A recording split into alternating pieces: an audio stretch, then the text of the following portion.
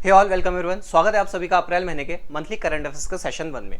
तो आज के सेशन में हम लोग अप्रैल महीने में जितने भी घटनाक्रम और मुद्दे घटित हुए हैं उन मुद्दों को आज हम लोग इस सेशन में क्विज के माध्यम से हल करने वाले हैं।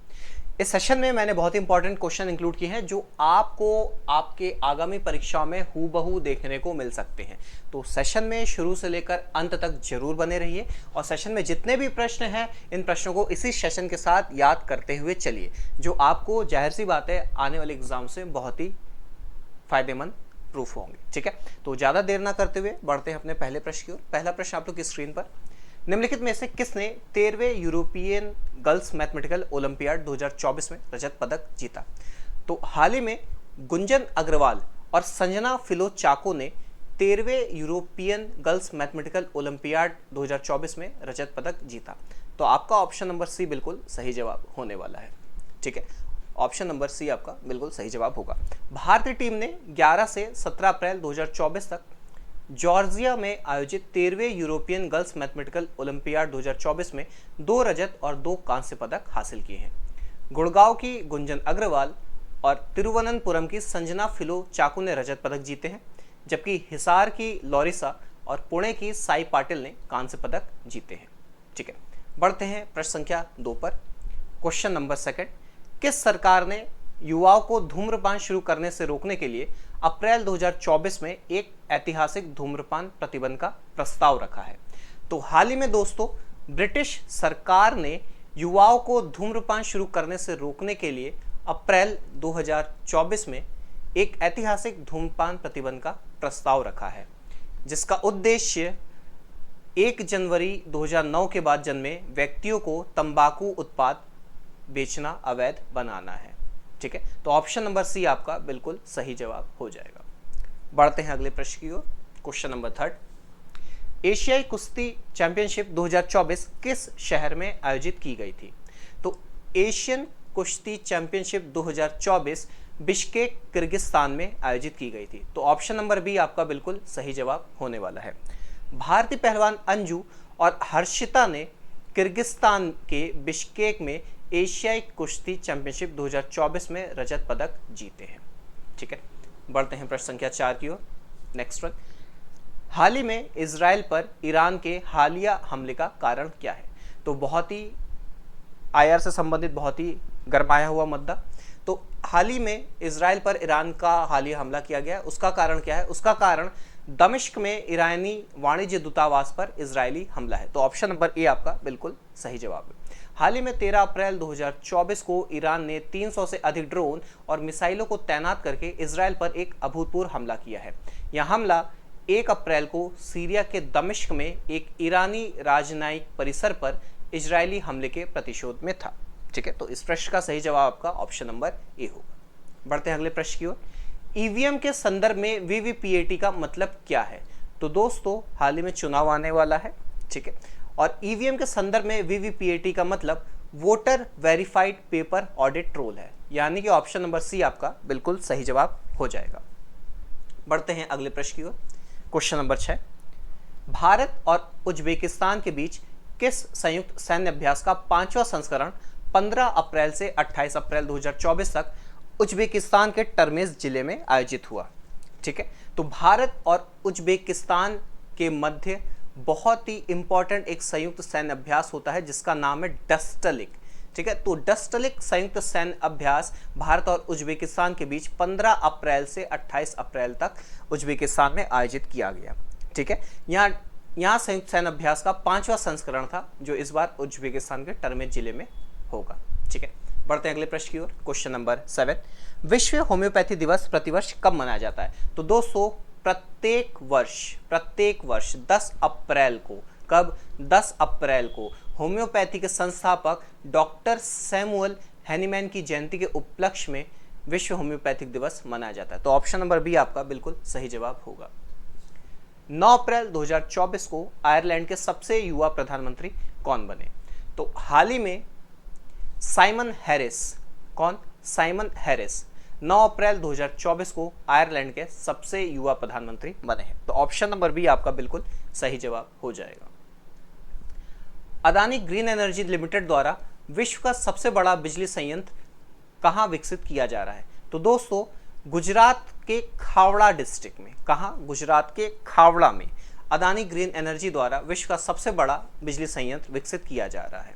ठीक है, यहाँ पर 30 गीगावाट नवीकरणीय ऊर्जा संयंत्र अडानी ग्रीन एनर्जी द्वारा विकसित किया जा रहा है, जो 538 वर्ग किलोमीटर के क्षेत्र में फैला है। इसे दुनिया का सबसे बड़ा बिजली संयंत्र कहा जा रहा है। ठीक है, बढ़ते हैं अगले प्रश्न की ओर। उगादी को नए साल के दिन के रूप में किन राज्यों में मनाया जाता है? तो उगादी को नए साल के दिन के रूप में आंध्र प्रदेश, तेलंगाना और कर्नाटक में मनाया जाता है। ठीक है, उगादी को आंध्र प्रदेश, तेलंगाना और कर्नाटक राज्यों में नए साल के दिन के रूप में मनाया जाता है। इस दिन लोग अपने घरों को साफ करते हैं, आम के पत्तों से दरवाजे सजाते हैं और उगादी पचड़ी नामक एक विशेष पकवान तैयार करते हैं, जो जीवन के विभिन्न स्वादों का प्रतीक होता है। तो ऑप्शन नंबर ए आपका बिल्कुल सही जवाब हो जाएगा। बढ़ते हैं क्वेश्चन नंबर 11वें की ओर। विश्व स्वास्थ्य दिवस 2024 का विषय क्या है? तो विश्व स्वास्थ्य दिवस 2024 का विषय मेरा स्वास्थ्य मेरा अधिकार है, यानी कि ऑप्शन नंबर बी आपका सही जवाब हो जाएगा।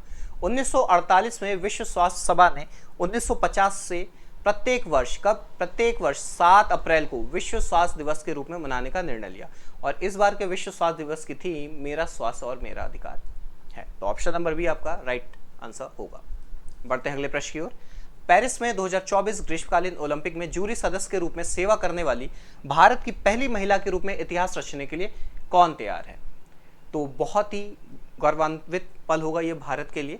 तो बिल्किस मीर, जम्मू कश्मीर की मूल निवासी बिल्किस मीर 2024 में पेरिस में ग्रीष्मकालीन ओलंपिक में जूरी सदस्य के रूप में सेवा देने वाली भारत की पहली महिला होंगी। तो ऑप्शन नंबर बी मित्रों आपका बिल्कुल सही जवाब हो जाएगा। बढ़ते हैं अगले प्रश्न की ओर।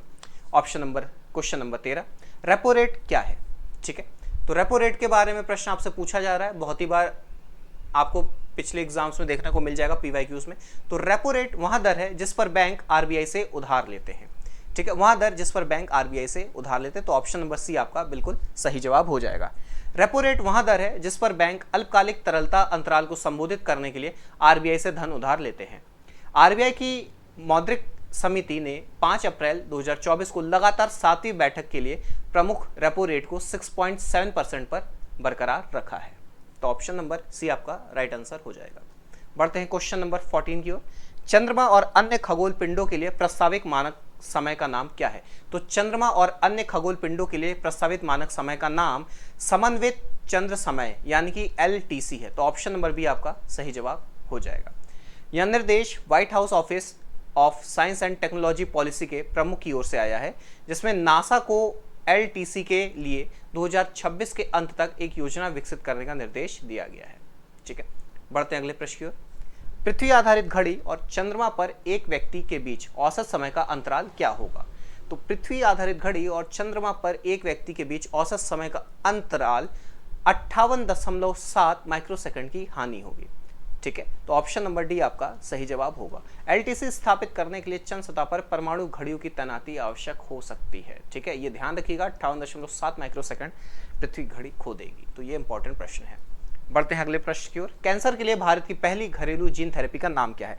तो कैंसर के लिए भारत की पहली घरेलू जीन थेरेपी का नाम नेक्सकार 19 है, यानी कि ऑप्शन नंबर 9 आपका बिल्कुल, ऑप्शन नंबर ए आपका बिल्कुल सही जवाब होगा। 4 अप्रैल 2024 को भारत की राष्ट्रपति श्रीमती द्रौपदी मुर्मू ने IIT बॉम्बे में कैंसर के लिए भारत की पहली घरेलू जीन थेरेपी लॉन्च करने के लिए मुंबई का दौरा किया। ठीक है, तो नाम याद रखिएगा, नेक्सकार 19 कैंसर के लिए भारत की पहली घरेलू जीन थेरेपी का नाम है। ऑप्शन नंबर ए आपका राइट आंसर है। बढ़ते हैं क्वेश्चन नंबर 17 की ओर। CAR-T थेरेपी का मतलब क्या है? तो CAR-T थेरेपी का मतलब chimeric antigen receptor T cell therapy है। तो ऑप्शन नंबर बी आपका सही जवाब है। CAR-T थेरेपी एक अत्याधुनिक दृष्टिकोण है जो कैंसर कोशिकाओं को लक्षित करने के लिए रोगी की अपनी प्रतिरक्षा प्रणाली का उपयोग करता है। मिस्र में तीसरी बार राष्ट्रपति किसे चुना गया है? तो मिस्र में तीसरी बार राष्ट्रपति अब्देल फत्ताह अल सीसी को चुना गया। तो ऑप्शन नंबर ए आपका बिल्कुल सही जवाब होगा। अब्देल फत्ताह अल सीसी ने 2 अप्रैल 2024 को मिस्र के राष्ट्रपति के रूप में तीसरे कार्यकाल के लिए शपथ ली है। तो ऑप्शन नंबर ए आपका राइट आंसर है। बढ़ते हैं क्वेश्चन नंबर 19 की ओर।